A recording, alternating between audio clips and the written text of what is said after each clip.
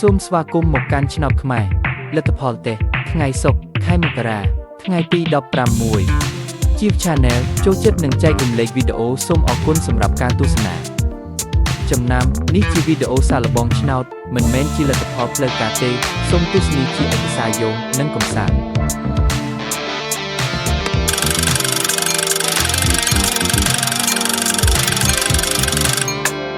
រង្វាន់ទី1 9 7 8 1 9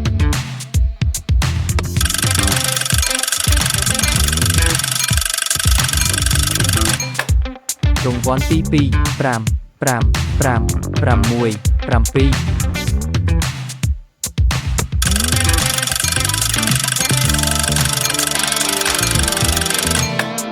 រង្វាន់ទី3 8 4 7 3 7